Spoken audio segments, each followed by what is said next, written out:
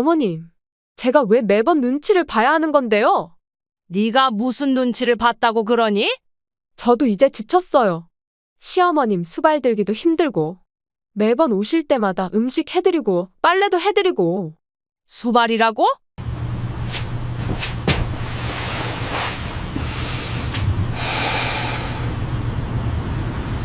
생각 안 하시면서.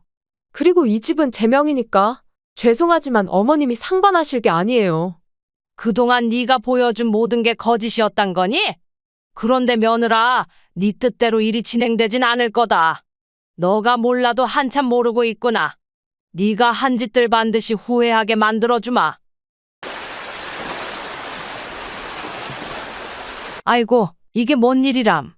올해는 병원에 안 갈 줄 알았더니 젊었을 땐 감기 한 번 안 걸렸는데 나이가 드니 자주 아프네. 저는 한숨을 내쉬며 병원 진료 확인서를 바라보았습니다. 며칠 전부터 갑자기 목이 마르고 소변도 자주 보게 되었어요. 동네 병원에서 당뇨 검사를 했는데 수치가 좋지 않다며 큰 병원을 가보라 하더군요. 여보세요? 아들아 엄마인데. 전화기 너머로 지금은 전화를 받을 수 없습니다라는 기계음만 들립니다. 서울 가는 기차표를 예매하면서도 마음이 무거웠어요. 며느라, 내일 서울 가는데 집에 있니? 어머님, 죄송한데 내일은 약속이 있어서 집에 없을 것 같아요. 차가운 며느리의 목소리에 가슴 한켠이 시려왔습니다. 그래, 그럼 혼자 가보는 수밖에 없지. 아침 일찍 집을 나섰습니다. 기차역으로 가는 버스 안에서 창밖을 바라보며 한숨만 나왔어요. 나이가 들수록 낯선 곳에 가는 게 두렵고 불안하단 걸 이제야 실감하네요. 아가씨, 서울역이 어디서 내리는 거죠? 기차역에서 만난 친절한 대학생이 저를 서울역까지 안내해 주었어요. 서울역에서 내려서 저는 곧장 택시를 타고 병원으로 향했습니다. 오후 2시 진료인데 아직 시간이 많이 남았네요. 어머님, 진료 예약은 내일 오전으로 해드렸습니다. 간호사의 말에 그만 눈앞이 캄캄해졌어요. 하필 오늘 진료가 다 찼다니 이제 어디서 하룻밤을 보내야 할지. 아들의 집 열쇠도 없고 며느리는 전화도 받지 않고. 아들아, 엄마가 내일 진료라서 오늘 하룻밤만 있다 갈게. 추위로 인해 떨리는 손으로 문자라도 보내봤지만 답장이 올 리 없겠죠. 아휴, 이왕 이렇게 된 거 서울 구경이나 해볼까. 그래도 몇십 년 만에 혼자 와보는 서울이네. 젊었을 때는 이렇게 돌아다니는 게 즐거웠는데. 휴대폰만 뚫어지게 보다가 결국 발걸음을 돌렸어요. 서울역에서 명동까지 가는 길이 낯설진 않더군요. 30년 전 아들 돌잔치 때 왔던 기억이 새록새록 떠올랐습니다. 아가씨, 이 스카프 얼마예요? 젊은 시절 자주 왔던 명동 거리는 여전히 활기가 넘쳤죠. 이 골목에 맛있는 칼국수 집이 있었는데. 추억 속 그 가게는 이제 커다란 화장품 가게로 바뀌어 있었어요. 지나가는 사람들 틈에서 문득 외로움이 밀려왔습니다. 따뜻한 커피라도 한 잔 마시면서 쉬어갈까. 카페 창가에 앉아 거리를 바라보며 생각에 잠겼어요. 젊었을 땐 몰랐는데 나이 들어 혼자 있는 게 이렇게 쓸쓸한 거더군요. 어머님, 주문하신 카페라테 나왔습니다. 따뜻한 커피 한 잔 앞에 두고 아들 생각이 났습니다. 어릴 적 아들과 함께 왔던 서울 나들이가 떠올랐어요. 엄마, 저기 서울타워 봐. 라며 좋아하던 모습이 아직도 선명해요. 이제는 그 아들이 결혼해서 서울에 살고 있는데 이렇게 멀게 느껴지네요. 저기요, 화장실이 어디죠? 잠시 화장실에 다녀오려고 자리를 비우는데 마음이 불안했어요. 지갑과 핸드폰을 가방에 넣어두고 자리를 떴는데 그때는 제가 이 선택이 얼마나 큰 실수인지 몰랐죠. 아들 내외와 연락이 안 되는 상황에서 혼자 서울 구경을 나온 게 어리석었나 봅니다. 잠깐 화장실 다녀온 사이에 이게 무슨 일이람. 가방이 없어졌어. 경찰서가 어디 있나요? 제 가방을 누가 가져갔어요? 카페 직원의 안내로 근처 파출소를 찾아갔습니다. 떨리는 손으로 파출소 문을 열었어요. 할머니, 가방 안에 뭐가 들어있었습니까? 지갑하고 휴대폰이 들어있어요. 경찰은 CCTV를 확인해 보겠다며 저를 안심시켰죠. 어르신, 카페 CCTV에 수상한 남자가 보이네요. 화면 속에는 제가 화장실 간 직후 제 가방을 들고 나가는 남자의 모습이 보였어요. 그런데 범인을 잡으려면 시간이 좀 걸릴 것 같습니다. 경찰의 말에 눈앞이 캄캄해졌습니다. 아들 집 주소도 전화번호도 모두 휴대폰 속에 있었는데 어르신, 혹시 가족분 연락처 아시는 거 없으세요? 머릿속이 하얘져서 아들의 번호가 전혀 기억나지 않았어요. 할머니, 신분증이라도 있으셨어요? 다행히 목에 걸고 다니던 교통카드 지갑에 주민등록증이 있었습니다. 일단 신고는 접수해드렸고 수사관들이 CCTV 분석 들어갔습니다. 시간은 자꾸 흘러가는데 날은 어두워지고 있었어요. 어르신, 혹시 근처에 아시는 분 계신가요? 근처에 아는 사람은 아들뿐이었죠. 젊었을 때는 이런 일이 생겨도 덜 당황했을 텐데 나이 들수록 작은 일에도 가슴이 덜컥 내려왔네요. 저희가 경찰차로 모셔다 드리겠습니다. 아들 집 주소는 이거예요. 수첩에 적어둔 아들 주소를 경찰관에게 보여줬습니다. 며느리분은 아직도 전화를 안 받나요? 네, 바쁜가 보네요. 길어지는 하루에 지친 목소리로 경찰관에게 물었습니다. 아들 집 현관 앞에 도착했지만 비밀번호를 알지 못해 들어가지 못하는 상황이었죠. 저는 비밀번호를 알아내기 위해 며느리에게 전화를 걸었습니다.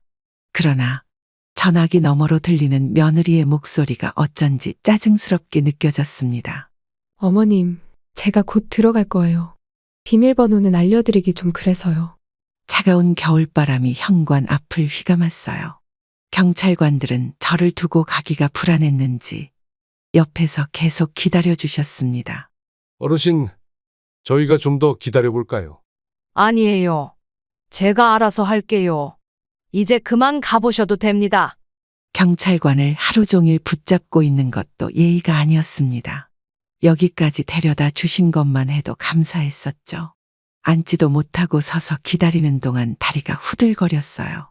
지나가는 이웃들의 궁금한 시선이 날카로운 바늘처럼 느껴졌습니다. 저기, 혹시 무슨 일 있으세요? 옆집 아주머니의 걱정스러운 목소리가 들렸어요. 아, 네. 저희 며느리를 기다리고 있어요. 말끝을 흐리는 제 목소리가 창피하게 들렸습니다. 복도 끝에서 들리는 발소리에 저도 모르게 고개를 돌렸습니다. 하지만 그건 또 다른 이웃의 발소리였죠. 이러다가 밤이 되겠네. 추워서 떨리는 건지 서러워서 떨리는 건지 모르겠어요. 1시간이 지나고서야 엘리베이터 소리가 들렸어요. 며느리의 모습이 보이자 그제서야 안도의 한숨을 내쉬었습니다. 어머님, 정말 죄송해요. 생각보다 일이 길어져서. 며느리의 변명이 공허하게 들렸어요. 네가 이렇게 늦게 올 줄 알았으면 비밀번호라도 알려주지 그랬니? 어머님, 집 비밀번호는 보안상 알려드리기 어려웠어요. 경찰관분들도 이렇게 고생하시게 하고 네가 그러면 되니? 죄송해요. 하지만 어머님도 갑자기 오신다고 하셔서. 차가운 복도에서 마주한 며느리의 표정에는 미안함보다는 귀찮음이 가득했습니다. 1시간 동안 복도에서 기다린 시간이 주마등처럼 스쳐 지나갔습니다. 어머님, 얼른 들어가세요. 며느리의 말투는 여전히 차가웠어요.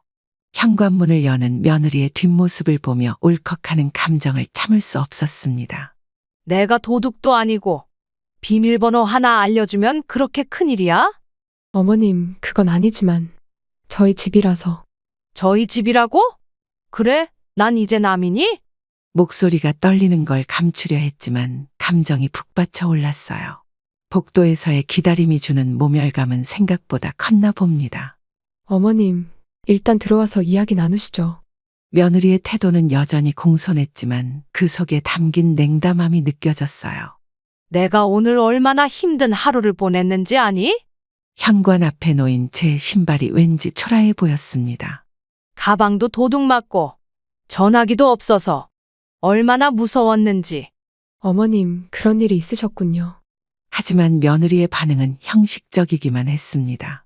내가 이렇게 된 줄 알았으면 서울에 오지 말걸. 집 안으로 들어서는 발걸음이 무거웠어요. 어머님, 피곤하시죠? 방은 제가 준비해놨어요. 며느리의 말투는 공손했지만 그 속에 담긴 냉정함이 가시처럼 느껴졌습니다. 거실 소파에 앉아 잠시 숨을 고르려 했지만 마음이 진정되지 않았어요. 차라도 한 잔 드릴까요? 며느리의 형식적인 친절이 더욱 가슴을 아프게 했습니다. 오늘 하루 있었던 일들이 주마등처럼 스쳐 지나갔어요. 더 이상 이야기해봤자 서로 좋을 게 못 돼서 서운했던 감정은 잠시 접어두기로 했습니다. 아들한테는 연락됐니? 아직요. 회사에서 바쁜가 봐요. 대화는 겉돌기만 했고 거실에는 불편한 정적만이 감돌았습니다. 며느리는 핸드폰만 들여다보며 저와의 대화를 피했어요. 한숨만 나오는 이 상황이 저는 참 서글펐습니다. 아들 얼굴이라도 빨리 봤으면 좋겠다는 생각뿐이었어요. 혼잣말처럼 중얼거렸지만 며느리는 아무 반응도 보이지 않았습니다. 거실 소파에 앉아있는 제 모습이 갑자기 낯설게 느껴졌어요. 며느라, 물 한 잔만 줄래? 어머님, 냉장고에 있는데. 직접 가서 마시라는 듯한 며느리의 말투가 가슴을 아프게 했습니다. 이런 상황에서조차 따뜻한 위로 한마디 없다는 게 더욱 서러웠어요. 경찰서에서는 뭐라고 하던가요? 관심 없는 듯 건성으로 묻는 말이 공허하게 들렸습니다. 도난당한 물건보다 더 아픈 건 며느리의 무관심한 태도였어요. CCTV의 범인은 찍혔대. 말끝을 흐리는 제 목소리가 떨렸습니다. 시계는 자꾸 흘러가는데 아들은 아직도 연락이 없었어요. 어머님, 방은 저쪽이에요. 좀 쉬고 계세요. 며느리는 제 이야기를 더 이상 듣고 싶지 않다는 듯 자리를 피했습니다. 방문을 닫고 침대에 누웠지만 오늘 있었던 일들이 자꾸 떠올랐어요. 눈물이 흘러내리는 걸 닦을 겨를도 없이 한숨만 나왔습니다. 아들이 결혼할 때가 떠올랐어요. 그때는 이런 날이 올 줄 몰랐는데. 그런데 잠시 후 며느리가 굳은 표정으로 저를 불렀습니다. 어머님, 잠시만 나와 보시겠어요? 저희 오늘 저녁에 중요한 손님이 오실 것 같아요. 어머님, 이거 10만 원인데 근처 모텔에서 하루 쉬다 가시는 게 어떨까요? 남편 거래처 사람들이라 불편할 것 같아서요. 며느리의 말이 끝나기가 무섭게 눈물이 왈칵 쏟아질 것 같았습니다. 손에 쥐어진 10만 원짜리 지폐가 무겁게만 느껴졌어요. 아들 내외의 집에서조차 제가 있을 자리가 없다는 게 참 서글펐습니다. 그래, 알았다. 떨리는 목소리를 억누르며 대답했어요. 오늘 하루 얼마나 많은 상처를 받았는지 헤아릴 수조차 없었습니다. 근처에 깨끗한 모텔이 있어요. 제가 전화해 드릴까요? 며느리의 말투는 공손했지만 빨리 나가라는 듯한 조급함이 묻어났어요. 아니, 내가 알아서 갈게. 짐도 없이 나서는 발걸음이 무거웠습니다. 어머님, 조심히 가세요. 내일 병원 다녀오시고 연락 주세요. 형식적인 인사를 건네는 며느리의 모습이 흐릿하게 보였어요. 현관문을 나서는 순간 제 마음도 함께 무너져 내렸습니다. 어머님, 저기 골목 끝에 모텔이 있어요. 며느리의 마지막 말이 귓가에 맴돌았어요. 저녁 무렵에 차가운 바람이 볼을 스쳤습니다. 낯선 거리를 걸으며 문득 젊은 시절이 떠올랐어요. 그때는 아들이 이렇게 클 줄도 몰랐고 제가 이런 대접을 받을 줄도 몰랐습니다. 방 하나 있나요? 모텔 프론트에서 떨리는 목소리로 물었어요. 할머니 혼자 오셨어요? 직원의 걱정스러운 눈빛이 더욱 서글프게 느껴졌습니다. 모텔 방문을 열자 낯선 냄새가 코를 찔렀어요. 침대에 앉아 창밖을 바라보니 눈물이 주르륵 흘러내렸습니다. 내가 왜 이런 곳에 와 있나? 한숨 섞인 혼잣말이 방 안에 울렸어요. 며느리가 건넨 10만 원을 바라보며 참 씁쓸했습니다. 밤이 깊어갈수록 외로움은 더욱 짙어졌어요. 창밖으로 보이는 네온 사인이 제 처지를 더욱 초라하게 만들었습니다. 아들아, 엄마가 이러고 있다는 걸 알기는 하니. 방 안의 어둠 속에서 저는 그저 눈물만 흘릴 수밖에 없었어요. 모텔 방 안의 적막이 가슴을 더욱 아프게 했습니다. 창문을 두드리는 빗방울 소리가 제 눈물 소리와 섞여들었어요. 이제는 잠마저 오지 않아 그저 천장만 바라보고 있었습니다. 엄마, 어디세요? 왜 전화를 안 받으셨어요? 아들아, 나 지금 모텔에 있어. 네? 모텔이요? 그게 무슨 소리예요? 며느리가 오늘 저녁에 중요한 손님 온다고 나가라더라. 깊어가는 밤, 아들의 다급한 목소리가 전화기 너머로 들려왔습니다. 오랫동안 기다렸던 아들의 전화였지만 이런 상황에서 받게 될 줄은 몰랐어요. 도대체 무슨 일이에요? 아들의 목소리가 점점 커졌습니다. 며느리가 중요한 거래처 손님 온다면서 모텔에서 자고 가라고 돈도 주더라. 떨리는 목소리로 겨우 말을 이었어요. 엄마, 무슨 소리예요? 저 오늘 약속 같은 거 없어요. 아들의 격앙된 목소리에 가슴이 덜컥 내려앉았습니다. 그럼 며느리가 거짓말을 한 거야? 순간 온몸에 힘이 빠지는 것 같았어요. 엄마, 지금 어디 계신지 주소 좀 알려주세요. 제가 당장 모시러 갈게요. 아들의 분노가 전화기 너머로도 느껴졌습니다. 이 근처 무슨 모텔인데? 간판이 파란색이야. 창밖을 바라보며 떨리는 목소리로 설명했어요. 알겠어요. 제가 금방 갈 테니까 거기서 기다리세요. 전화를 끊고 나니 갑자기 모든 것이 현실감 없게 느껴졌습니다. 모텔 방 안의 정막이 더욱 무겁게 다가왔어요. 며느리가 왜 이런 거짓말을? 혼잣말처럼 중얼거리는 제 목소리가 낯설게 들렸습니다.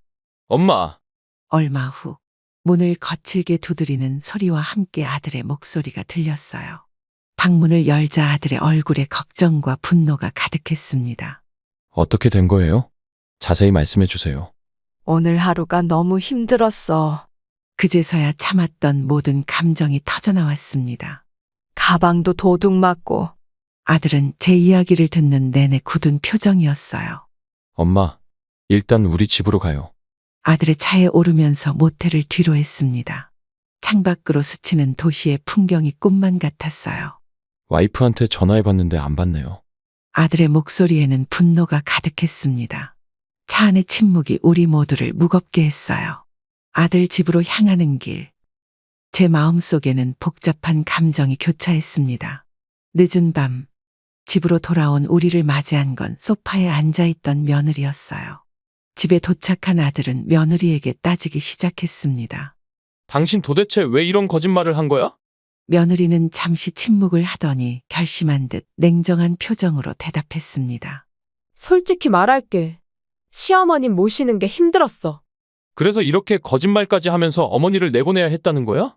아들의 분노 섞인 목소리가 거실에 울려 퍼졌습니다. 밥 차려드리고 수발 들어야 하고. 나도 이제 지쳤어. 며느리의 말 한마디 한마디가 비수가 되어 가슴을 찔렀습니다. 그래도 이렇게 하면 되는 거냐고. 우리 어머니를 모텔로 내보내다니. 너가 인간이야. 아들은 며느리의 말을 자르며 소리쳤어요. 당신이 이럴 줄은 정말 몰랐어. 거실의 공기가 순식간에 얼어붙었습니다. 그냥 내가 나가는 게 나을 것 같구나. 떨리는 목소리로 말을 꺼냈지만 아들이 제 팔을 잡았어요. 어머니, 절대 나가시면 안 됩니다. 여기 어머님 집이에요. 며느리의 눈빛이 차갑게 빛났습니다. 그동안 내가 얼마나 참았는지 알아? 며느리의 날선 목소리가 밤 공기를 가르며 날아왔어요. 시어머님 오실 때마다 마음이 편했던 적이 없어. 아들은 믿을 수 없다는 듯한 표정으로 며느리를 바라보았습니다. 당신, 정말 이럴 거야. 침묵이 흐르는 거실에서 시계 소리만 덩그러니 울렸어요. 나는 당신이 우리 어머니를 친어머니처럼 생각하는 줄 알았는데. 아들의 목소리가 점점 작아졌습니다. 그건 당신 생각이야. 저는 그런 적 없어. 며느리의 차가운 고백에 모두가 말을 잃었어요. 그래도 이렇게까지 모텔로 내보내다니. 아들의 떨리는 목소리가 가슴을 아프게 했습니다. 당신이 이런 사람인 줄 몰랐어. 거실의 묵직한 침묵이 우리 모두를 무겁게 눌렀어요. 이제 와서 그런 말 하면 내가 뭐가 돼? 며느리의 목소리에는 조금의 미안함도 없었습니다. 어머님도 이제 연세가 있으시니 이해하실 거야. 내 생활도 있고. 그래도 이렇게 거짓말로 내보내면 돼. 아들의 목소리에는 깊은 실망감이 묻어 있었습니다. 당신, 정말 달라졌어. 밤이 깊어갈수록 거실의 공기는 더욱 무거워졌어요. 창가에 기대어 서 있는 제 모습이 유리창에 희미하게 비쳤습니다. 이제 어떻게 해야 하나? 거실에는 깊은 한숨 소리만이 가득했습니다. 아들은 참다가 결국 며느리에게 한 소리 했습니다. 당신은 이 집이 누구 덕에 산 건지 알기나 해. 시아버님 유산으로 산 거 모르는 사람 없잖아. 뭐, 뻔뻔하게, 당당하게 지금 그 말이 나와? 왜? 이제 우리 집인데 뭐가 잘못됐다고 그래? 밤늦은 거실에서 폭발하듯 터져나온 말들이 공기를 갈랐습니다. 아들의 얼굴이 순식간에 붉어졌어요. 당신 그동안 이런 생각을 하고 있었던 거야? 그래, 맞아. 난 이 집이 우리 거라고 생각했어. 며느리의 당당한 태도에 아들이 주먹을 불끈 쥐었습니다. 며느리의 날선 목소리가 가슴을 파고들었어요. 아버지가 돌아가시면서 남긴 유산이야. 네가 무슨 자격으로 이런 말을 해? 순간 아들의 목소리가 떨려왔습니다. 자격이라니? 나도 이 집에 살고 있는 사람이야. 그래서 시어머니를 모텔로 내쫓았다는 거야? 거실에 팽팽한 긴장감이 숨조차 막히게 했어요. 그게 뭐가 잘못됐는데. 난 편하게 살고 싶다고. 당신 정말 계속 이럴 거야? 그래. 난 시어머니 모시고 사는 게 싫어. 왜? 시어머님만 생각하고 나는 생각 안 해? 며느리의 솔직한 고백에 모두가 굳어버렸어요. 거실의 시계 소리만이 묵직하게 울렸어요. 당신, 우리 결혼할 때 어떤 마음이었어? 아들의 질문에 며느리가 비웃듯 웃었습니다. 결혼? 그땐 다 좋아 보였지. 근데 이제는 상황이 달라. 그럼 지금까지 다 거짓이었다는 거야? 아들의 목소리가 떨려왔습니다. 거짓이든 뭐든. 난 이제 지쳤어. 며느리의 마지막 외침이 밤 공기를 가르며 날아갔어요. 이 모든 상황이 제게는 악몽 같았습니다. 이제 그만해라. 떨리는 목소리로 겨우 말을 꺼냈지만 아무도 제 말을 듣지 않았어요. 아들과 며느리 사이에서 벌어지는 이 상황이 너무나 고통스러웠습니다.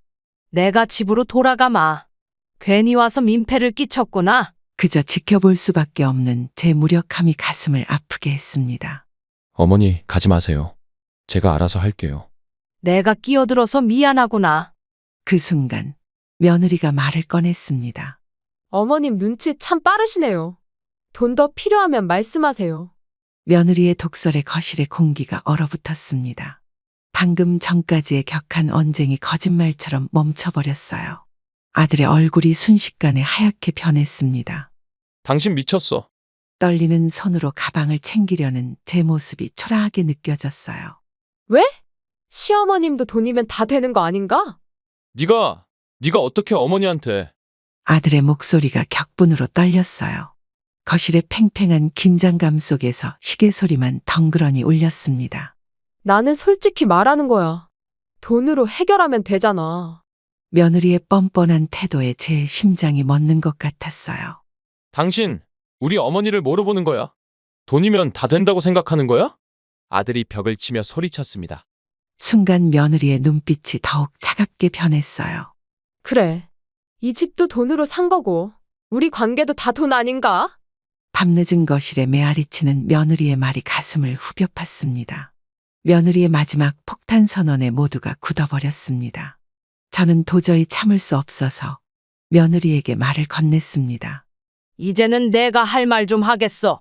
그동안 며느리 네가 어떻게 살았는지 다 알고 있었다. 시집 온 첫날부터 돈만 밝히더니 결국 이렇게 나오는구나. 네? 뭐라고요? 갑자기 터져나온 제 목소리에 며느리의 얼굴이 창백해졌습니다. 어머님 갑자기 무슨 소리세요? 아들이 놀란 눈으로 저를 바라보았습니다. 결혼 초 아들한테 투자한다고 거짓말치고 1,000만 원 빌려간 거 다 알고 있다. 그 돈으로 명품 샀다며? 며느리의 얼굴이 순식간에 굳어버렸어요. 시어머니 앞에서는 그렇게 착한 며느리인 척 하더니 오랫동안 가슴속에 묻어두었던 이야기들이 터져나왔습니다. 동네 사람들한테 들은 이야기야. 네가 얼마나 사치스럽게 살았는지.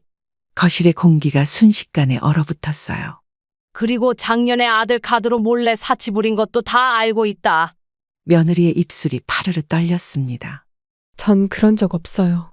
겨우 짜낸 며느리의 변명이 힘없이 흘러내렸어요. 거짓말하지 마. 증거 다 있어. 휴대폰을 꺼내 사진을 보여주었습니다. 이게 뭐죠? 며느리의 눈동자가 불안하게 흔들렸어요. 며느리가 아들 몰래 사용했던 결제 내역들이었습니다.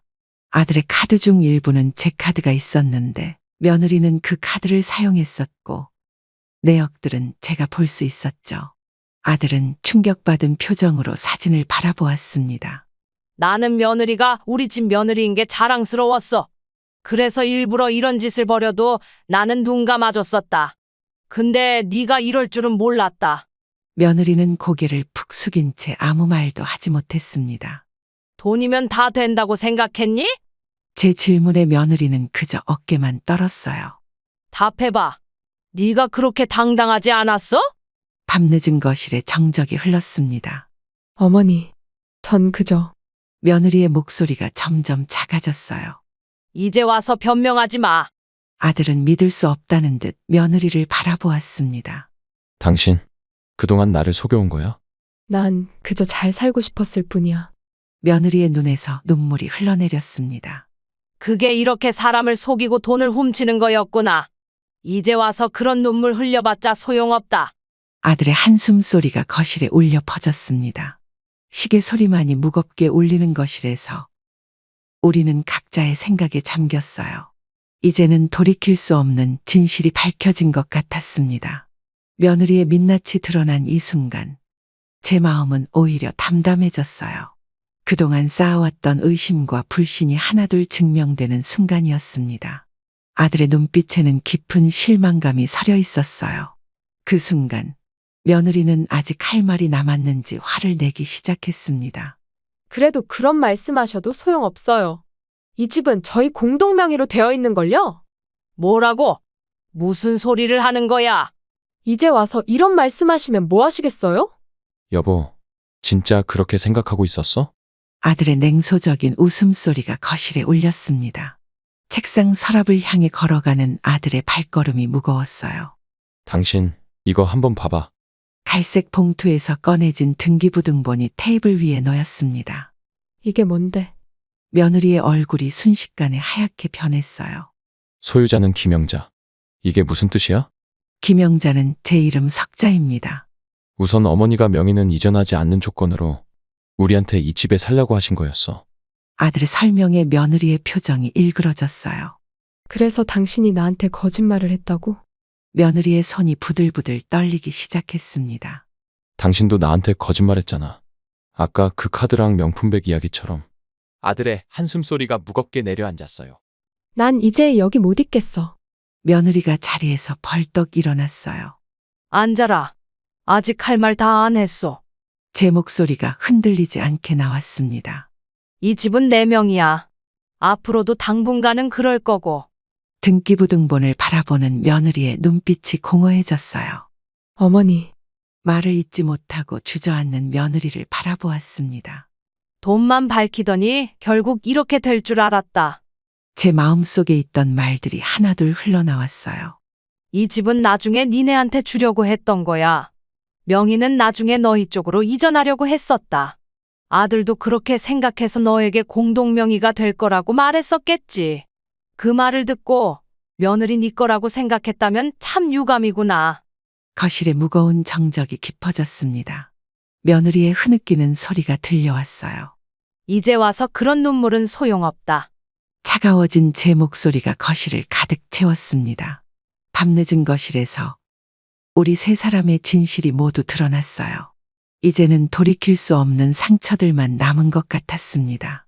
창밖으로 비치는 도시의 불빛들이 더욱 차갑게 느껴졌어요. 며느리의 어깨가 떨리는 모습이 눈에 들어왔지만 더는 가슴이 아프지 않았습니다. 오히려 이렇게 모든 게 밝혀진 것이 다행이란 생각이 들었어요. 죄송합니다. 정말 죄송합니다, 어머님. 남편이 공동명의라고 해서. 난 진짜 그런 줄 알았어. 이제 와서 무릎 꿇어봤자 소용없다. 어머님, 제발 한 번만 용서해 주세요. 거실 한가운데서 무릎을 꿇고 있는 며느리의 모습이 초라해 보였습니다. 그동안의 당당하던 태도는 온데간데 없이 사라졌어요.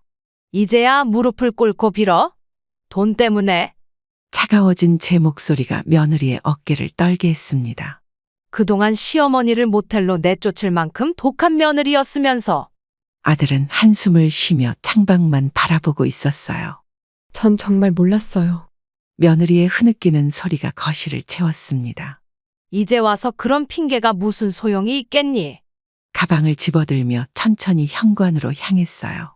어머님, 가지 마세요. 아들이 제 팔을 잡았지만 이미 마음은 굳어진 뒤였습니다. 이제는 너희끼리 잘 살아라. 문고리를 잡은 제 손이 떨렸어요. 어머니, 제발. 한 번만 기회를. 며느리의 애원하는 목소리가 등 뒤에서 들려왔습니다. 용서는 시간이 걸릴 것 같구나. 현관문을 열며 깊은 한숨이 나왔어요. 돈만 보고 살았던 네 모습을 난 절대 잊을 수 없을 것 같아. 복도의 차가운 공기가 얼굴을 스쳤습니다. 어머님, 마지막으로 들리는 며느리의 흐느낌 소리가 가슴을 스쳤어요. 하지만 이미 돌아갈 수 없는 강을 건넌 것 같았습니다. 엘리베이터 버튼을 누르는 손가락이 무거웠어요. 엄마, 저라도 잘 모시고 살게요. 아들의 목소리가 복도에 울렸습니다. 아니다. 이제 난 혼자가 편하겠구나. 닫히는 엘리베이터 문 사이로 며느리의 눈물 젖은 얼굴이 보였어요. 새벽 공기가 차가웠지만 제 마음은 이상하게 편안해졌습니다. 이제야 모든 것이 제자리를 찾은 것 같았어요. 아파트를 나서는 발걸음이 무거웠지만 후회는 없었습니다. 택시를 기다리며 하늘을 올려다보니 별이 유난히 밝았어요. 이제는 정말 끝이구나 하는 생각이 들었습니다. 이제 시골 집으로 돌아와 평범한 일상을 보내고 있어요. 텃밭에 고추도 심고 마당에 빨래를 널면서 그때의 일들을 돌아보게 됩니다. 10년 전 며느리가 처음 우리 집에 들어온다고 했을 때가 떠오르네요.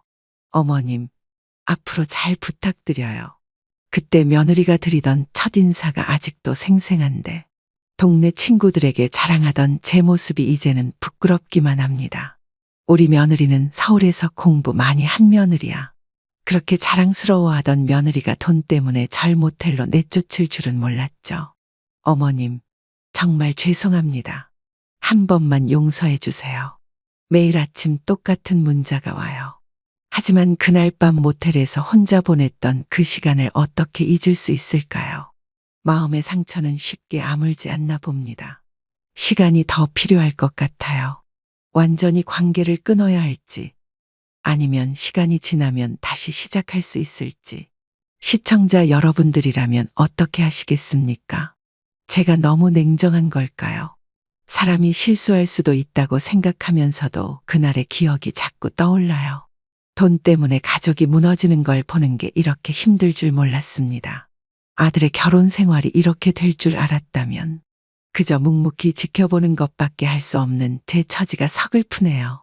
사랑하는 구독자 여러분, 이 이야기를 통해 제가 깨달은 것을 나누고 싶습니다.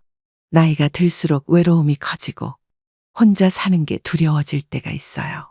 하지만 잘못된 관계 속에서 상처받으며 사는 것보다 홀로 당당히 살아가는 게 더 행복할 수 있다는 걸 이제야 깨달았습니다. 혼자라서 외롭다 라고 생각하기보다는 혼자여서 편안하다 라고 생각하니 마음이 한결 가벼워졌어요. 돈이면 다 된다고 생각하는 사람들과 함께 하다 보면 결국 우리의 마음만 다치게 됩니다. 진정한 가족은 돈으로 만들어지는 게 아니더군요. 서로를 걱정하고 배려하는 마음, 그것이 가족의 시작이 아닐까요? 여러분, 돈에 눈이 멀어 인간의 도리를 저버리는 사람들과는 과감히 선을 긋는 게 좋습니다. 그들은 결국 우리의 마음을 아프게 할 뿐이에요. 힘들더라도 혼자의 삶이 두렵지 않은 이유는 제 마음의 평화를 지킬 수 있기 때문입니다. 부디 여러분들은 저와 같은 실수를 반복하지 않으시길 바랍니다. 왜 이렇게 고집을 피우세요? 그 땅 팔아서 우리도 좀 도와주시면 안 되나요? 네가 왜 내 재산을 달라고 하는 거니? 이건 내 피땀으로 일군 거야. 그럼 왜 피 한 방울 섞이지 않은 애한테 재산을 주시나요? 걔보다 제가 더 어머니를 잘 보살펴드리잖아요. 네가 자식이야? 어따 대고 내 딸과 비교를 하니? 비록 가슴으로 낳은 자식이지만 난 한 번도 남이라고 생각한 적 없다. 오히려 남 같은 건 너다. 전 그렇게 나오시면 법적으로라도 해결할게요. 그래, 끝까지 그렇게 나오는구나. 반드시 네가 했던 짓들 후회하게 만들어주마. 당신이랑 이혼하더라도 아들 미래를 위해서는 최선을 다할 거예요. 이제 와서 그런 말이 무슨 소용이야? 네가 다 망쳐놓았잖아. 아들은 내가 키울 거니까 당신은 신경 쓰지 마. 당신 같은 사람한테 우리 아들을 맡길 순 없어. 이혼하고 싶다며? 그럼 아들도 포기해. 저는 남편의 외도를 우연히 알게 되었습니다.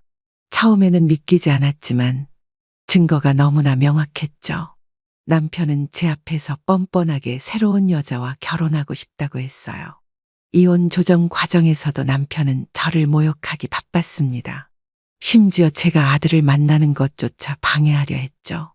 하지만 저는 아들을 포기할 수 없었어요.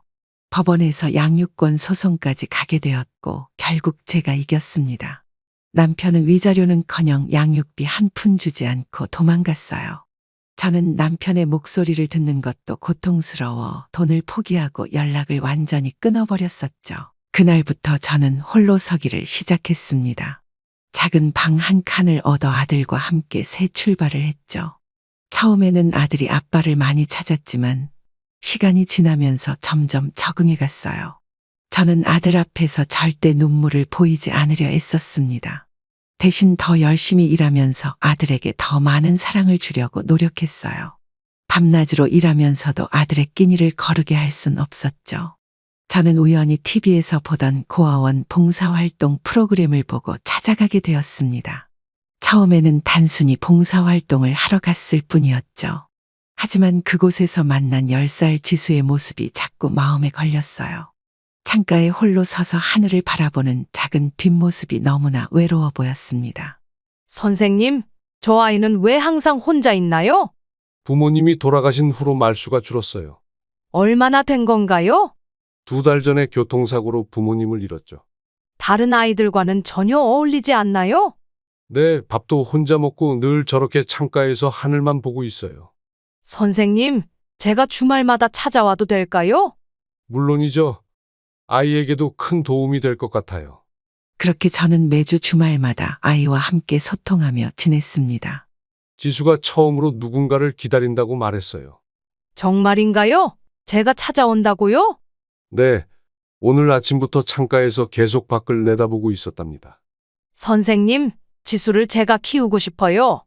뜻밖의 제 말에 선생님도 놀란 듯 했습니다. 입양은 쉬운 결정이 아니에요. 알고 있습니다. 하지만 제 마음은 확고해요. 법적 절차도 복잡하고 시간도 오래 걸릴 텐데요. 기다릴 수 있습니다. 봉사활동을 시작한 지 석 달. 저는 매주 지수를 만나러 갔습니다. 처음에는 말 한마디 없이 서로를 바라보기만 했죠. 하지만 시간이 지날수록 지수의 표정이 밝아지는 걸 느낄 수 있었어요. 입양 상담을 받으러 다닐 때마다 많은 걱정과 조언을 들었습니다. 혼자서 아이 둘을 키우는 게 쉽지 않을 거라고들 했죠. 하지만 지수의 맑은 눈빛을 볼 때마다 제 결심은 더욱 확고해졌어요. 지수의 입양을 진심으로 원하시는 건가요? 네, 제 딸로 키우고 싶습니다. 매일 밤 퇴근 후에는 입양 관련 서류를 준비했습니다. 주말에는 지수를 위한 방을 꾸미고 옷장도 새로 샀죠. 6개월간의 긴 절차 끝에 드디어 입양이 허가되었어요. 축하드립니다. 이제 지수는 선생님의 딸이에요. 정말 감사합니다. 지수야, 이제 새로운 가족이 생겼구나. 지수를 처음 데려오던 날, 작은 손이 제 손을 꼭 잡았습니다. 그 순간 저는 알았어요. 이 아이가 제 진짜 딸이라는 걸. 피는 섞이지 않았지만 마음으로 낳은 소중한 제 딸이었습니다. 그러나 아들은 제 마음과 달랐었죠. 엄마, 갑자기 동생이라니요. 저는 싫어요. 처음엔 힘들어도 곧정이 들 거다. 전 이대로가 좋은데 왜 그러세요? 아들아, 우리 가족이 더 행복해질 거라고 믿어줘. 엄마는 이제 저보다 동생만 신경 쓰시는 것 같아요. 그런 말 하지 마라. 너는 여전히 내 소중한 아들이야. 아들은 입양한 동생을 달가워하지 않았습니다. 식사 시간에도 동생과 마주치지 않으려 일부러 늦게 들어오곤 했죠. 대학 시절에는 기숙사에 들어가겠다며 집을 떠났어요. 주말에도 친구들과 약속이 있다며 집에 잘 오지 않았습니다. 시간이 흐르고 아들과 딸은 성인이 되었습니다. 어느 날 갑자기 아들은 저에게 결혼 소식을 전해왔습니다. 엄마, 제가 결혼할 사람을 소개하고 싶어요. 그래? 어떤 사람이니? 은행에서 일하는 여자예요. 이번 주말에 만나보시면 좋겠어요. 근데 너무 갑작스럽구나. 처음 며느리감을 만났을 때 저는 착잡한 마음이 들었습니다. 아들이 결혼을 서두르는 것 같아 걱정이 되었지만 말리지 않았어요. 결혼식은 작게 하고 싶어요. 그래도 식구들이랑 친지분들은 다 초대해야지. 그런데 동생은 안 왔으면 좋겠어요. 아들아, 그건 너무하잖니. 결혼식 준비 과정에서 아들의 차가운 마음이 더욱 드러났습니다. 하객 명단에서 의도적으로 동생을 제외하려 했죠. 어머니, 저희는 신혼집도 구했어요. 엄마 집이랑 좀 멀어요. 앞으로는 자주 못 찾아뵐 것 같아요. 그래? 아쉽구나. 시간이 흐르고 예상했던 대로 연락이 뜸해졌습니다. 명절에도 처가에 먼저 가겠다며 저희 집은 후순위로 미뤘죠. 전화를 해도 바쁘다며 짧게 끊어버렸어요. 가끔 오는 문자 메시지마저도 사무적이었습니다. 엄마, 저희 부부는 각자의 삶이 있으니까 너무 간섭하지 말아주세요. 그래? 너희 생활이 있으니까. 자주 연락하긴 어려울 것 같아요. 엄마는 항상 이 자리에 있단다. 언제든지 연락하렴. 시간이 흐를수록 아들과의 거리는 점점 멀어져만 갔습니다. 제가 아무리 다가가려 해도 그만큼 아들은 멀어져 갔죠. 결국 한 달에 한 번 보기도 힘들어졌어요. 아들의 냉담한 태도에 마음이 아팠지만 그래도 전 늘 문자라도 보냈습니다. 엄마가 보고 싶어서 연락했어. 죄송해요.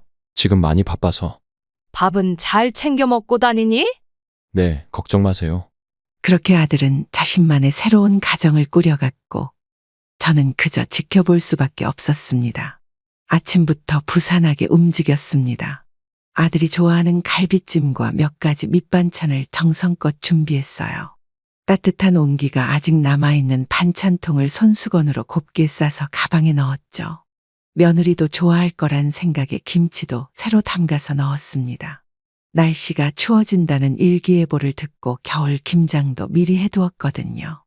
아들아, 엄마가 반찬 좀 해놨는데 갖다 주려고. 지금요? 저희 곧 약속이 있어서 나가봐야 해요. 그래도 오랜만에 반찬도 했는데. 잠깐이라도. 다음에 오세요. 오늘은 정말 안 될 것 같아요. 그래도 가는 길인데. 금방 갈게. 어머니, 저희 지금 나가려던 참이에요. 잠깐만 들렀다 갈게요. 버스에서 내려 아들 집으로 가는 길, 갑자기 하늘에서 눈이 쏟아지기 시작했습니다. 순식간에 온 세상이 하얗게 변해갔고 발걸음을 옮기기도 힘들 정도였죠. 우산을 준비하지 못해 머리카락이며 옷이 눈으로 흠뻑 젖었어요. 반찬 가방을 꼭 붙들고 조심조심 걸어가는데 그만 미끄러워서 엉덩방아를 찍고 말았습니다. 아들아, 엄마가 집 앞이야. 눈이 너무 많이 오네. 엄마, 그러니까 오시지 말랬잖아요. 저희 나가봐야 해서. 반찬만 놓고 가세요. 잠깐만 들어가서 손 좀 녹이면 안 될까? 약속 시간이 있어서 정말 안 돼요. 어머니가 이러실 줄 알았어요. 그래서 오지 말라고 했잖아요. 발이 푹푹 빠지는 눈길을 힘겹게 걸어 도착했지만 현관문은 굳게 닫혀 있었습니다. 옷은 흠뻑 젖었고 온몸이 떨렸지만 아들은 문을 열어주지 않았어요. 현관 앞에 서서 한참을 기다렸지만 결국 반찬 봉투만 놓고 돌아설 수밖에 없었습니다. 니들이 어떻게 나한테 이럴 수 있니? 정말 서운하구나. 죄송해요. 다음에 시간 될 때 연락드릴게요. 돌아오는 길은 더 춥고 힘들었습니다. 버스 정류장까지 가는 동안 양말은 흠뻑 젖었고 발가락이 얼어붙는 것 같았어요. 집에 돌아와 옷을 갈아입으며 울컥했습니다. 폭설에 내려도 아들이 문 밖으로 내쫓다니. 한때는 제 품 안에서 포근히 잠들던 아이였는데 이제는 이렇게 차갑게 변해버렸네요. 창밖으로 내리는 눈을 바라보며 아들의 마음도 이렇게 차갑게 변해버린 걸까 생각했습니다. 어머니, 옷이 다 젖으셨네요. 손이 얼음장 같아요. 어서 따뜻한 물로 씻으세요. 제가 방금 따뜻한 유자차 끓였어요. 오빠가 어떻게 이럴 수가 있죠? 그러게 말이다. 도대체 무슨 일이길래 엄마를 문전박대하는지. 어머니가 이렇게 고생하시는데 오빠는 눈도 마음도 다 얼어버린 것 같아요. 젖은 옷을 갈아입고 나오자 딸이 따뜻한 유자차를 내밀었습니다. 차 한 모금에 얼었던 몸이 녹아내리는 것 같았어요. 딸은 제 발을 보더니 얼른 따뜻한 물을 받아왔습니다. 어머니, 제가 밥 해드릴게요. 이제 오빠 집에는 가지 마세요. 저랑 맛있는 것도 많이 먹어요. 머리카락에서 떨어지는 물방울을 닦아주는 딸의 손길이 따뜻했습니다. 창밖으로 눈은 계속 내리고 있었지만 마음만은 조금씩 녹아내리는 것 같았어요. 딸이 끓여준 따뜻한 국물에 밥을 말아 먹으니 얼었던 몸도 점점 따뜻해졌습니다. 하지만 여전히 아들의 차가운 말투가 귓가에 맴돌았어요. 어머니, 내일은 같이 시장 가요. 둘이 맛있는 거 해 먹으면서 영화도 보고요. 아이고, 우리 딸밖에 없다. 오빠처럼 어머니 마음에 상처 주지 않을 거예요. 폭설이 내리는 창밖을 바라보며 저는 생각했습니다. 왜 피 한 방울 섞이지 않은 딸은 이토록 따뜻한데 제가 낳은 아들은 이렇게 차가워진 걸까요? 그동안 아들에게 무엇이 잘못됐던 걸까? 제가 실수한 게 있었을까 곰곰이 생각해 보았습니다. 하지만 답을 찾을 수 없었고 그저 딸의 따뜻한 위로에 기대어 그날 밤을 보냈습니다. 저는 왜 아들이 폭설에 내리는 날에 저를 문전박대했는지 그때는 알지 못했습니다. 저녁을 먹고 침대에 누워 핸드폰을 들었습니다. 잠이 오지 않아 유튜브를 보다가 우연히 며느리의 채널을 발견했어요. 일상 브이로그라는 제목의 영상들이 쭉 올라와 있었습니다. 최근 영상을 눌러보니 제주도 여행 영상이 있었죠. 처가댁과 그리고 아들이 함께 찍은 가족 여행 영상이었습니다. 푸른 바다를 배경으로 찍은 사진에서 아들은 환하게 웃고 있었어요. 평소에 제게 보여주던 냉철한 표정은 온데간데 없이 사라진 모습이었죠. 여보, 장모님이 끓여주신 된장찌개 최고예요. 라는 아들의 말이 들려왔습니다. 처가댁 식구들과 함께 찍은 식사 자리에서는 행복이 가득한 표정이었어요.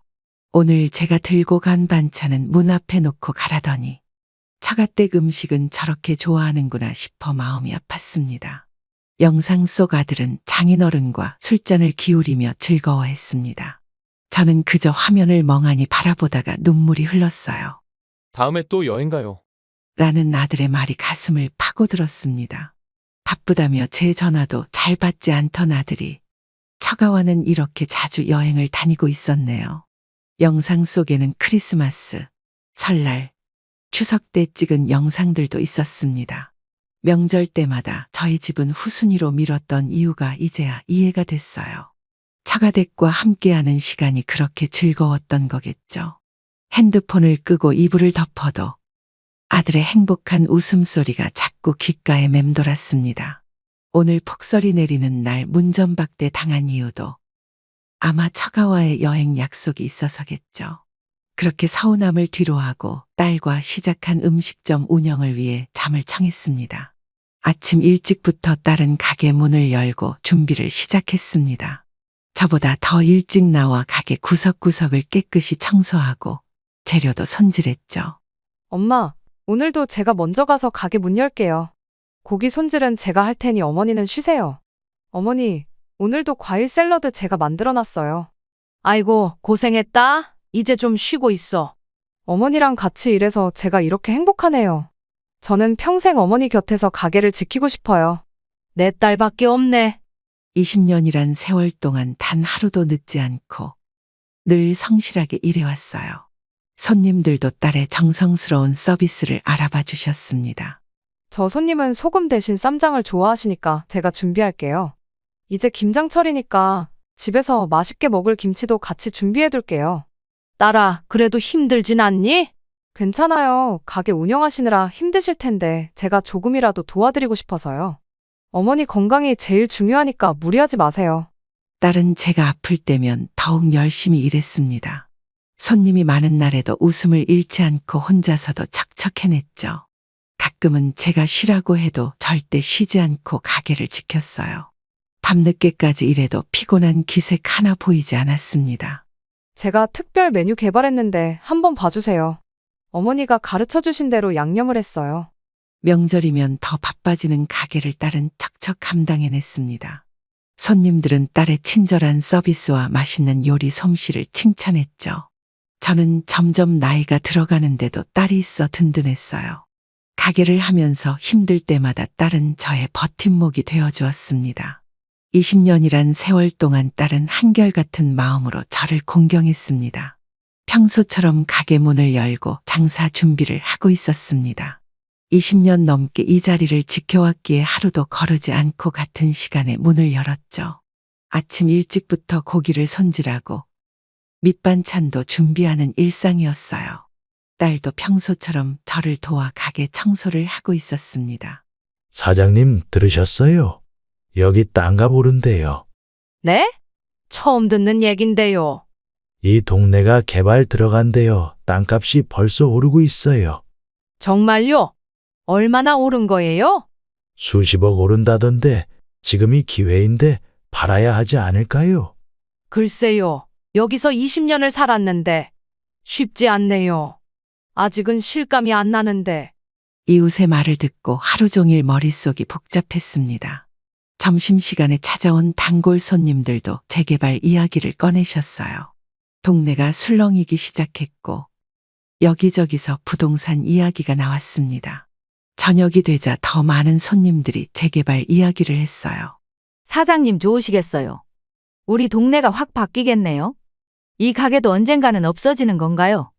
지금 파시면 좋은 값에 팔 수 있을 텐데. 매일 보던 풍경이 달라 보이기 시작했습니다. 건너편 가게들도 하나둘 정리하는 분위기였어요. 20년 동안 보던 이웃들의 얼굴이 걱정스러워 보였습니다. 이 자리에 대한 추억이 하나둘 떠올랐어요. 어머니, 소식 들으셨죠? 네. 아직 어떻게 해야 할지 모르겠어요. 여기가 우리 삶의 터전인데. 남 눈치 보지 말고 어머니 결정대로 하세요. 밤늦게까지 가게 한켠에 앉아 생각에 잠겼습니다. 이곳에서 보낸 시간들이 주마등처럼 스쳐 지나갔어요. 첫 장사 시작했던 날, 단골 손님들과 웃으며 고기 구워 먹던 날들. 이 모든 게 사라진다고 생각하니 마음이 무거웠습니다. 매일 아침 배추를 다듬던 골목, 김치 담그던 자리. 모든 게 추억으로 남을 생각을 하니 눈시울이 붉어졌습니다. 딸과 함께 가게를 꾸려왔던 시간들이 주마등처럼 스쳐 지나갔어요. 이제는 새로운 결정을 해야 할 때가 온 것 같았습니다. 평소와 다름없던 어느 날 아침 갑자기 아들의 전화가 걸려왔습니다. 자주 연락도 없던 아들이라 반갑기도 했지만 왠지 모를 불안함이 들었어요. 오랜만에 걸려온 전화였지만 아들의 목소리에는 다급함이 묻어 있었습니다. 그동안 명절에도 얼굴 보기 힘들었던 아들이 갑자기 연락을 해온 이유가 궁금했어요. 엄마, 동네가 재개발된다면서요. 여기 땅값이 많이 올랐다고 하던데 아시죠? 이참에 가게 파시는 게 어떠세요? 엄마도 이제 장사하기 힘드실 텐데. 저희가 부동산 알아봐 드릴게요. 지금이 딱 좋은 기회예요. 빨리 결정하셔야 해요. 다 알아서 해드릴 테니까 걱정 마세요. 가게가 바쁘니까 나중에 전화하자. 저는 바쁘다는 핑계로 아들의 전화를 끊었습니다. 집에 와서 딸에게 아들의 전화 내용을 이야기했습니다. 평소 차분하던 딸의 표정이 순간 굳어졌어요. 딸은 제 손을 잡더니 심각한 표정으로 말을 꺼냈습니다. 오빠의 갑작스러운 제안이 못마땅한 듯했어요. 어머니, 절대로 오빠 말을 들으시면 안 돼요. 갑자기 연락해서 재산 얘기부터 꺼내는 게 이상하지 않으세요? 오빠가 재산을 노리고 있는 것 같아요. 그리고 오빠네 부부가 투자로 큰 손해를 봤다는 얘기도 있어요. 제발 속지 마세요. 어머니가 평생 일구신 재산이잖아요. 딸의 말을 듣고 보니 아들의 갑작스러운 연락이 수상쩍었습니다. 그동안 한 번도 가게 일에 관심이 없던 아들이었는데 재개발 소식을 듣자마자 연락해온 게 이상했어요. 더구나 제 건강이나 안부는 묻지도 않고 땅 이야기부터 꺼냈다는 게 마음에 걸렸습니다. 딸의 말대로 뭔가 계획이 있는 것 같았어요. 어머니, 제가 20년간 지켜본 오빠는 절대 어머니를 위하는 마음이 아니에요. 돈이 필요해서 그러는 거예요. 어머니가 고생하실 때는 얼굴도 비추지 않더니 제가 어머니 지킬 테니까 걱정 마세요. 가게를 시작할 때부터 함께 해온 딸의 진심 어린 걱정이 와닿았습니다. 아들의 갑작스러운 관심이 순수한 게 아닐 수도 있다는 생각이 들었어요. 그동안 제가 힘들 때는 없던 관심을 왜 하필 재개발 소식이 들리자마자 보이는 걸까요? 이제는 더 이상 순진하게 생각해선 안 될 것 같았습니다. 다음 날 아침, 예고도 없이 아들과 며느리가 집으로 찾아왔습니다. 평소에는 바쁘다며 얼굴도 비추지 않던 그들이 서류 가방까지 들고 왔어요. 엄마 오랜만이죠? 딸은 오빠 부부의 갑작스러운 방문에 당황한 듯 했지만 표정 관리를 하며 차를 내왔습니다. 거실에 앉자마자 아들은 가방에서 부동산 서류들을 꺼내기 시작했어요. 엄마, 저희가 알아본 투자처가 정말 괜찮아요. 어머니, 장모님도 이 투자 많이 하셨는데 수익이 좋대요. 지금 재개발 들어가면 땅값이 더 오르기 전에 빨리 결정하셔야 해요. 어머니 앞으로도 장사하시기 힘드실 텐데 저희가 잘 운용해 드릴게요. 일단 명의만 저희한테 맡겨주시면 돼요. 투자금을 마련하려면 어머니 명의로는 어려워서요. 지금이 기회예요. 더 늦기 전에 결정하세요. 장모님도 어머니 설득해달라고 하셨어요. 갑자기 쏟아지는 말들에 저는 할 말을 잃었습니다. 투자라는 말과 명예 이전이라는 단어가 제 머릿속을 어지럽혔어요. 딸은 옆에서 제 손을 꼭 잡고 있었죠. 어쩐지 이 모든 게 미리 준비한 각본처럼 느껴졌습니다. 어머니 재산을 왜 갑자기 오빠 명의로 해야 하나요? 오빠 그동안 어머니한테 관심도 없다가 왜 이러는 거예요? 그냥 어머니가 계속 가게 하시면 되잖아요. 어머니 재산 노리고 이러시는 거 아니에요? 며느리의 얼굴이 순간 굳어졌고 아들은 언성을 높이기 시작했습니다. 네가 뭔데 끼어들어? 피 한 방울도 섞이지 않은 사람이? 아들아 말이 너무 심한 거 아니니? 아들은 계속해서 명의를 바꾸지 않으면 투자가 어렵다며 저를 설득하려 했어요. 딸은 단호하게 오빠의 제안을 반대했고 저도 마음을 굳게 먹었습니다. 평생 일궈온 제 재산을 이렇게 쉽게 넘길 수는 없었어요. 엄마가 평생 일군 가게인데 그렇게 쉽게 결정할 수 없어. 오빠 이제 그만 가세요. 어머니 재산은 어머니가 알아서 하실 거예요. 더 이상 이런 말씀 마시고 돌아가세요. 아들 부부는 자리에서 벌떡 일어났습니다. 며느리는 제게 원망 섞인 눈빛을 보냈고 아들은 문을 쾅 닫고 나갔어요. 그들이 떠난 후 거실에는 무거운 정적만이 남았습니다. 딸은 저를 안아주며 울음을 참았어요. 어머니 잘 아신 거예요. 제가 어머니 지킬 테니까 걱정 마세요. 아까 오빠가 했던 말을 신경 쓰지 마라. 네 괜찮아요. 어머니가 놀라셨을까봐 더 걱정이에요. 창밖으로 아들 부부가 떠나는 모습을 보며 마음이 아팠습니다.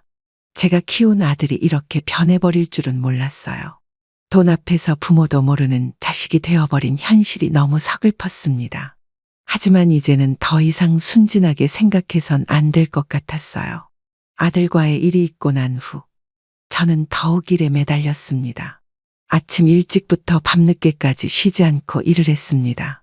잠도 제대로 못 자고 식사도 거른 채 일만 했죠. 딸이 걱정스러운 눈빛으로 바라봤지만 일하는 것만이 아들 생각을 잊을 수 있는 방법이었습니다. 어머니 이제 그만 쉬세요. 얼굴이 많이 안 좋아 보이세요. 오늘은 제가 마무리할게요. 밥도 안 드시고 무리하시면 어떡해요. 잠시만 앉아 계세요. 사장님, 요즘 너무 무리하시는 것 같아요. 이러다 쓰러지시겠어요. 그 순간 갑자기 눈앞이 어지러워지기 시작했습니다. 손에 들고 있던 젓가락이 바닥에 떨어졌어요. 어깨에 힘이 풀리면서 균형을 잃었고 그대로 쓰러졌습니다. 딸의 놀란 비명소리가 멀리서 들리는 것 같았어요. 아이고, 119요, 빨리요. 사장님이 쓰러지셨어요. 의식이 없으신 것 같아요. 빨리 가주세요. 제발 눈 좀 떠보세요. 병원 응급실에 실려왔을 때는 이미 의식이 몽롱했습니다. 의사 선생님은 과로와 스트레스가 원인이라고 했어요. 딸은 병실에서 하루 종일 제 손을 잡고 있었습니다. 눈을 떴다 감았다 하는 동안에도 딸은 한시도 자리를 뜨지 않았어요. 어머니 이제 좀 어떠세요? 걱정하지 마세요. 제가 가게도 잘 보고 있어요. 이제 건강이 최우선이에요. 오늘도 단골 손님들이 어머니 걱정하셨어요. 빨리 나오셔서 돌아오시래요. 가게 일은 제가 다 알아서 할 테니까. 어머니는 이제 푹 쉬세요. 건강만 회복하시면 돼요. 병실 창 너머로 보이는 하늘이 유난히 높아 보였습니다. 링거액이 떨어지는 소리를 들으며 그동안의 일들을 돌아보았어요. 제가 너무 무리했다는 것을 이제야 깨달았습니다. 아들 때문에 받은 상처를 일로 달래려 했던 게 오히려 독이 됐나 봐요. 당분간은 절대 무리하시면 안 된대요. 가게도 잠시 쉬어야 할 것 같아요. 입원실에 누워있는 동안 많은 생각이 들었습니다. 그 순간 아들 때문에 제 몸까지 망가뜨린 걸 후회했어요. 곁에서 늘 저를 걱정해주는 딸이 있었는데 말이죠. 병원 침대에 누워있는 동안 가게 걱정이 태산이었습니다. 딸 혼자서는 주말 장사를 감당하기 힘들 것 같았어요. 잠시 고민하다가 아들에게 전화를 걸었습니다. 어쩌면 이번 기회에 관계가 회복될 수도 있지 않을까 하는 신락 같은 희망을 품었죠. 아들아, 엄마가 지금 병원에 입원해 있어. 주말에만이라도 가게 일 좀 도와줄 수 없을까? 엄마가 이렇게 아픈데도 도와줄 생각이 없니? 너라도 와서 도와주면 딸이 덜 힘들 텐데. 엄마, 재산도 안 주시면서 왜 저한테 부탁하세요? 다른 사람 알아보세요. 저도 바빠요. 돈 안 줬다고 그러는 거니? 재산 얘기는 잠시 있고 엄마 좀 도와주라. 수고비는 줄게. 결국 아들은 더 이상 말도 않고 전화를 끊어버렸습니다. 수화기 너머로 들리는 신호음 소리가 제 가슴을 후벼 팠어요. 김 여사님, 혹시 주말에 시간 되세요? 저희 가게 일 좀 도와주실 수 있나요? 시급은 넉넉히 드릴게요. 제가 아파서 일을 못하게 됐거든요. 아, 그래요? 얼마나 일해야 하는데요? 얼마 안 되는 기간이에요. 딸 혼자서는 주말 장사를 감당하기 힘들 것 같아서요. 정말 죄송한데 부탁드려도 될까요?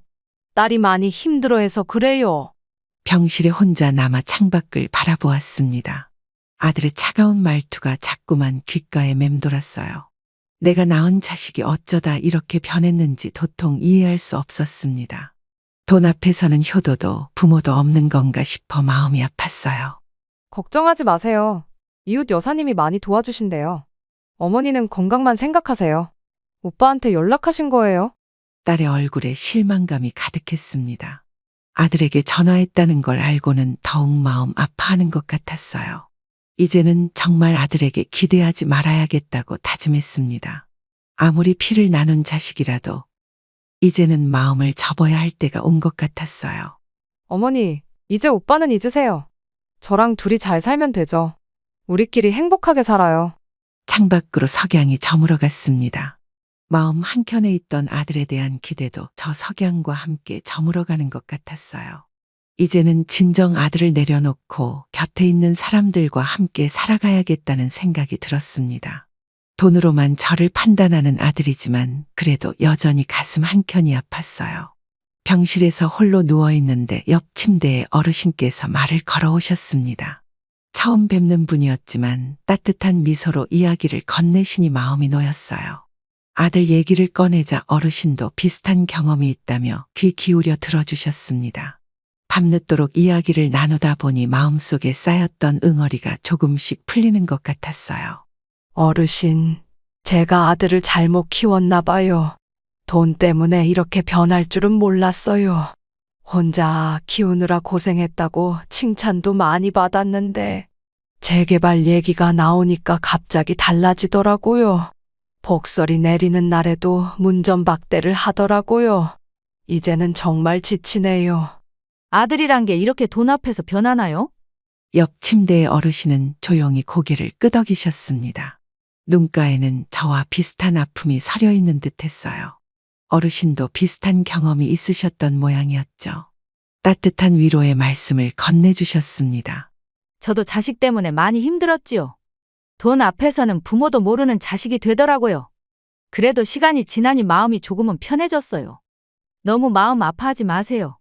세상이 많이 달라졌나 봅니다. 우리 자식들도 돈밖에 모르는 것 같아요. 하지만 우리도 이제는 우리 삶을 살아야죠. 자식 잘 되라고 희생한 세월. 이제는 접으세요. 어르신은 제 손을 따뜻하게 잡아주셨습니다. 밤이 깊어가는 줄도 모르고 이야기는 계속되었어요. 서로의 아픔을 나누다 보니 마음이 조금은 가벼워지는 것 같았습니다. 낯선 분이었지만 같은 아픔을 겪은 사람의 위로는 특별했어요. 입양한 딸이 오히려 더 잘하네요. 피보다 진한 게 정이라더니 이제는 저도 마음을 비우려고 해요. 어르신 말씀처럼 우리 인생을 살아야겠어요. 그날 밤 어르신과의 대화는 저에게 큰 위로가 되었습니다. 모르는 사이였지만 비슷한 경험을 가진 분의 이야기가 큰 힘이 됐어요. 이제는 더 이상 아들에게 미련을 두지 않기로 했습니다. 진심으로 저를 생각해주는 딸과 함께 새로운 시작을 하려고 해요. 퇴원 수속을 마치고 병실에 앉아 있었습니다. 딸이 옷가지를 정리하는 동안 저는 마지막으로 아들에게 전화를 걸었어요. 이제는 확실히 선을 그어야겠다는 생각이 들었습니다. 마지막이 될지도 모를 통화에서 저는 더 이상 망설이지 않기로 했죠. 아들아, 이게 마지막 전화가 될 것 같구나. 앞으로는 나타나지 마라. 네가 원하는 건 돈뿐이잖아. 엄마가 아플 때 한 번이라도 찾아왔어? 이제는 내가 죽어도 네한테 재산 한 푼 못 가게 할 거야. 전부 다 딸한테 상속하고 갈 거니까 기대하지 마라. 내가 평생 일군 재산을 돈만 아는 너한테 줄 순 없어? 이제는 정말 끝이다. 아들의 목소리가 갑자기 달라졌습니다. 재산 얘기가 나오자 목소리가 떨리기 시작했어요. 그제서야 엄마라고 부르며 살려달라는 듯한 말투였습니다. 돈 앞에서 이렇게 쉽게 변하는 아들의 모습이 서글펐어요. 엄마, 제가 잘못했어요. 그동안 너무 이기적이었던 것 같아요. 다시 한 번만 기회를 주세요. 앞으로는 효도하면서 살겠습니다. 차가운 아들의 목소리가 순간 애처로워졌습니다. 하지만 이제는 더 이상 그런 말에 흔들리지 않기로 했어요. 수십 년을 키운 자식이지만 이미 돈으로 물든 마음은 돌이킬 수 없을 것 같았습니다. 저는 단호하게 말했어요. 이제 와서 그런 말이 무슨 소용이 있니? 재산 얘기가 나오니까 그제서야 엄마가 생각나는 거니? 너무 늦었다. 이제는 정말 끝이야. 앞으로도 이렇게 살 거면 차라리 남처럼 지내자. 딸이 제 어깨를 잡고 있었습니다. 더 이상 아들의 말을 듣고 싶지 않아 전화를 끊었어요. 오히려 마음이 편안해지는 기분이었어요. 어머니, 잘 아셨어요. 이제 우리 둘이 행복하게 살아요. 제가 평생 어머니 곁에서 효도할게요. 더 이상 마음 아프지 마세요. 태어나는 길, 저는 새로운 다짐을 했습니다. 이제는 진정으로 저를 아끼는 딸과 함께 살아가야겠다고요. 아들에 대한 미련도 기대도 모두 내려놓기로 했습니다. 돈 때문에 변한 아들이지만 그래도 제가 낳은 자식이라 가슴 한켠이 아프긴 했어요. 하지만 이제는 정말 끝이었습니다. 인생의 마지막 순간까지 진정한 가족의 의미를 보여준 딸과 함께 살아가려 해요. 예상대로 재개발이 확정되면서 땅값이 크게 올랐습니다. 나이가 들수록 몸이 더 힘들어져서 가게 운영이 점점 버거워졌어요. 딸은 여전히 20년 전처럼 변함없이 저를 챙기며 가게 일을 도맡아 했습니다. 건강도 좋지 않은 데다 나이도 있어서 이제는 딸에게 모든 걸 넘겨주기로 결심했어요. 어머니, 제가 알아서 잘할게요. 이제 푹 쉬세요. 가게 걱정은 마세요. 건강이 더 중요해요. 어머니 요리 솜씨 그대로 배웠으니까 걱정 마세요. 법무사 사무실에서 명예 이전 서류를 작성하는 동안 감회가 새로웠습니다. 20년 넘게 일궈온 가게를 딸에게 넘기는 순간이 이렇게 빨리 올 줄 몰랐어요. 하지만 제 선택이 옳다는 걸 알고 있었습니다. 피는 섞이지 않았어도 진정한 가족이 된 딸을 믿었기 때문이죠. 앞으로도 어머니 자랑스러운 딸이 될게요. 절대로 실망시키지 않을게요. 딸아, 말이라도 고맙다. 어머니가 일구신 것 더 크게 키워볼게요. 딸의 눈에는 눈물이 고여 있었습니다. 책임감으로 어깨가 무거워 보였지만 의젓한 모습이었어요. 이제는 제가 쉴 때가 됐다는 걸 느꼈습니다. 평생 일만 하다가 처음으로 여유를 가질 수 있게 됐어요. 어머니, 이제는 취미 생활도 하세요. 저랑 같이 여행도 다니고요. 여행도 좋지. 평소에 안 하던 짓을 하려니 어색하구나. 매일 아침 산책도 하시고요. 제가 번 돈으로 효도관광 모시고 갈게요. 가게를 물려받은 후 딸은 더욱 열심히 일했습니다. 손님들도 딸의 음식 맛과 서비스를 더 좋아하게 됐어요.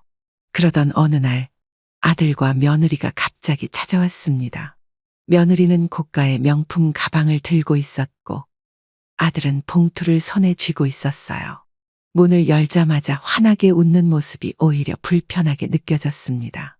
전에 없던 친절함과 살가움이 가식적으로 보였죠. 어머니, 오랜만에 뵙네요. 어머니 생각나서 이렇게 선물도 준비했어요. 그동안 잘못했던 거 다 잊으시고 화 푸세요. 어머니, 좋은 소식도 있어요. 와이프가 임신했어요. 손주도 생기는데 어떻게 안 될까요?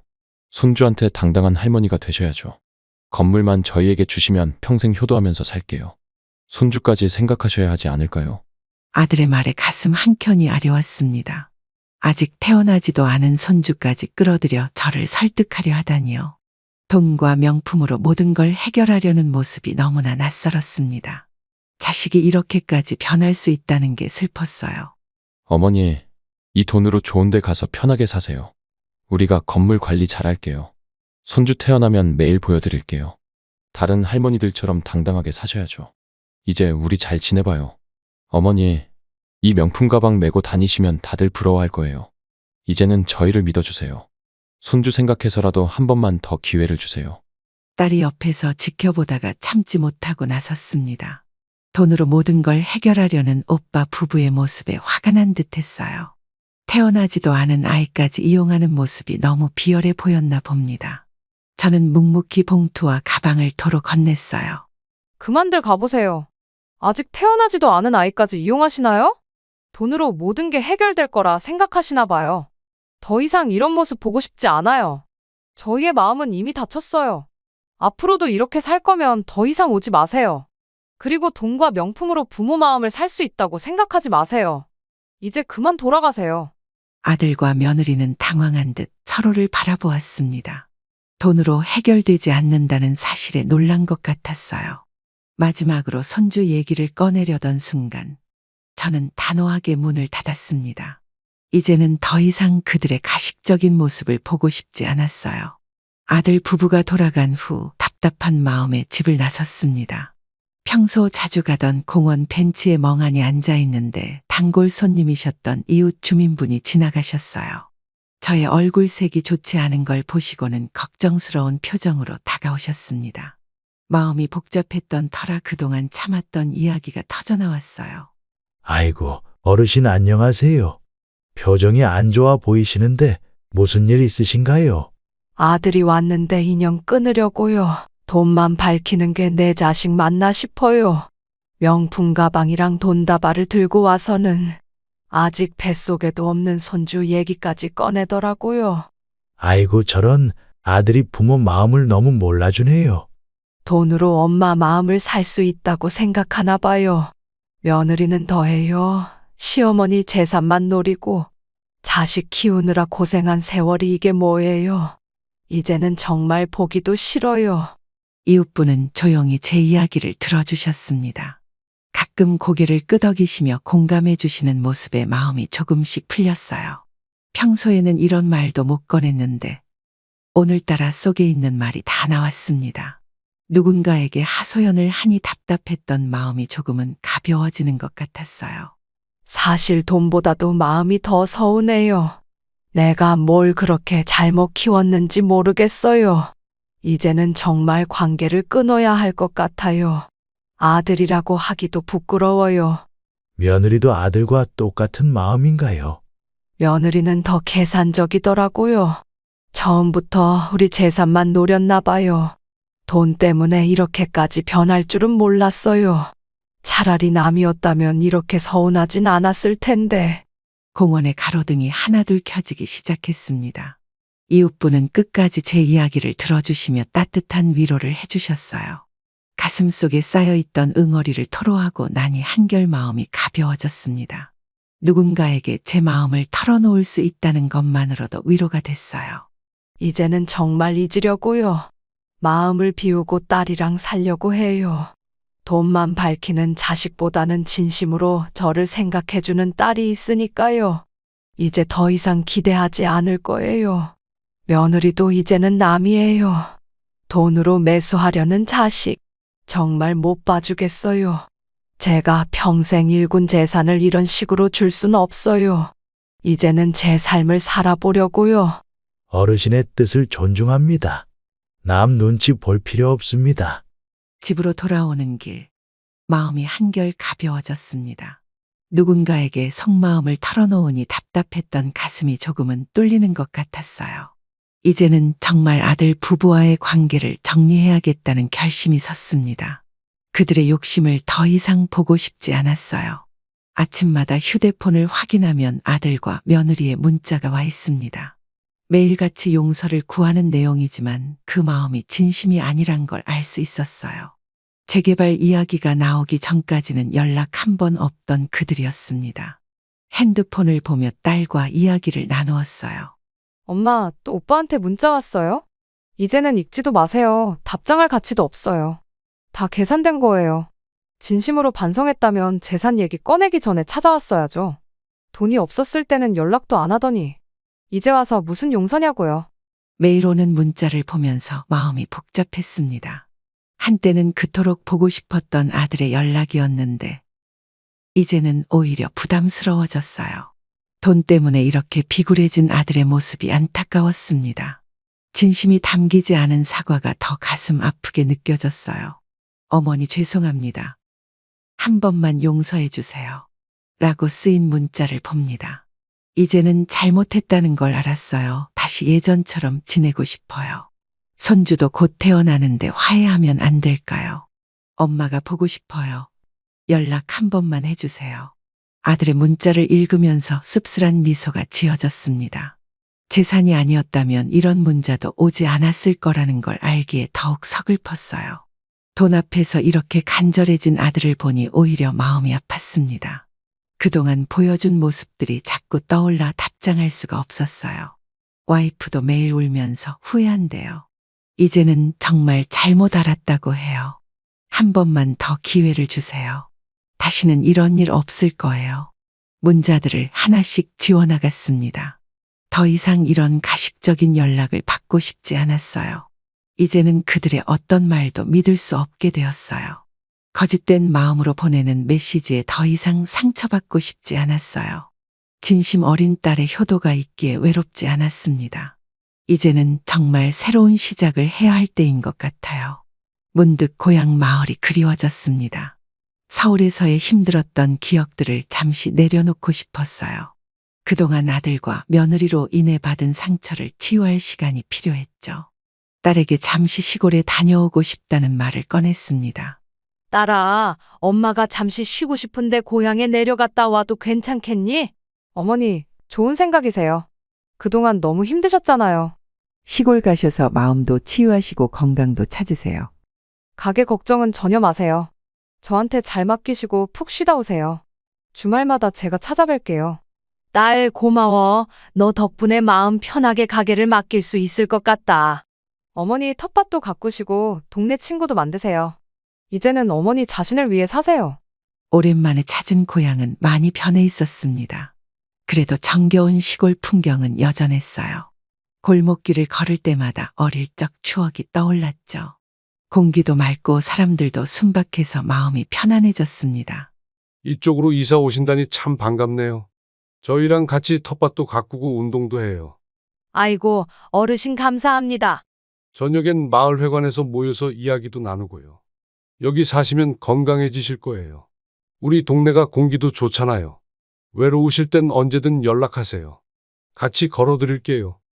낯선 시골 생활이었지만 이웃들은 저를 따뜻하게 맞아주었어요. 아침마다 동네 아주머니들과 산책을 하고 텃밭도 일구며 지냈습니다. 저녁이면 마을회관에 모여 이야기를 나누는 재미도 있었어요. 서울에서의 아픈 기억들이 조금씩 옅어져 가는 걸 느꼈습니다. 어머니, 시골 생활은 어떠세요? 재미있으세요? 주말에 제가 내려갈게요. 어머니가 키우신 채소로 맛있는 반찬 해드릴게요. 고요한 시골 생활 속에서 저는 조금씩 치유되어 갔습니다. 돈에 눈이 멀어 저를 외면했던 아들의 모습도 이제는 담담하게 받아들일 수 있게 됐어요. 매일 아침 텃밭에 나가 채소를 가꾸며 새로운 삶의 의미를 찾아가고 있습니다. 이제는 제 자신을 위한 시간을 보내며 행복을 찾아가려 해요. 돈 앞에서 자식의 태도가 완전히 바뀌는 것을 보며 깊은 배신감을 느꼈습니다. 혈육이라는 이유로 모든 것을 참고 이해하려 했지만 그것이 오히려 저를 더 아프게 했네요. 20년간 한결같은 마음으로 저를 지켜준 입양딸을 보며 깨달았습니다. 진정한 가족은 피가 아닌 서로를 위하는 마음으로 만들어진다는 것을요. 구독자 여러분, 우리 인생에서 가장 소중한 것은 진심입니다.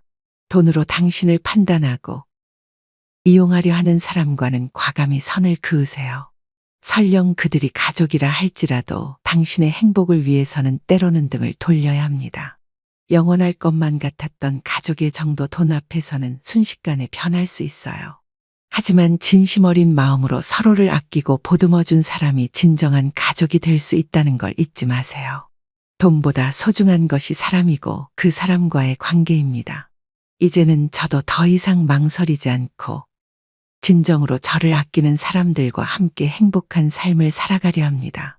여러분도 자신의 가치를 알아주는 사람들과 함께 하시길 바랍니다. 그것이 제가 이 긴 시간을 겪으며 깨달은 가장 소중한 교훈입니다. 그럼 오늘도 행복한 하루 되세요. 감사합니다.